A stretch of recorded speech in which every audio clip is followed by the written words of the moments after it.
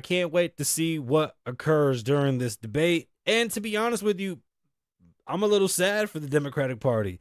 There is no leadership. There is no future. There is no call for action. There's a lot of emptiness, and it's sad. It's really sad. And to be honest with you, even though there's a what I call an image crisis with the Republican Party and the Conservative Party, once we figure out who we are, and once we get a great base, the new base, whatever this new conservative base is, I think it's going to be a pretty unstoppable base. And we just need to get back to when we stop talking about politics and we just vote, with our hearts. And I don't give a fuck who you vote for. Pay attention to local politicians and pay attention to what's happening where you live. And when it comes to the president, I know people get upset with me, but I've been riding with this dude for so long. Pause. I can't defend his antics. Not my job. But when it comes to brass tacks and what he's able to do, what he's going to do, and what he did, yeah, I'm there for it. I'm not here for all the antics. I'm not here for all the extras. But Kamala Harris is not going to lie to me and sit there and go, the whole fucking time and not even have any substantial sentences to come out of her mouth.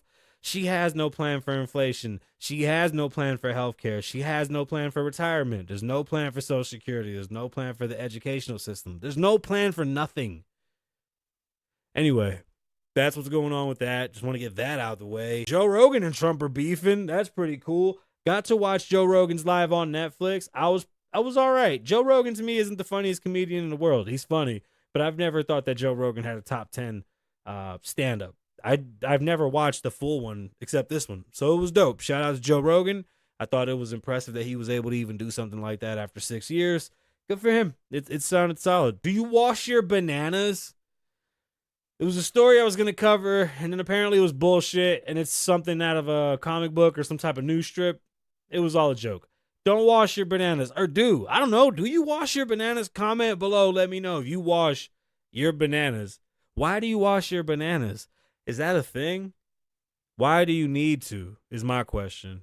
I don't know. And then rest in peace to Angel Salazar from Scarface.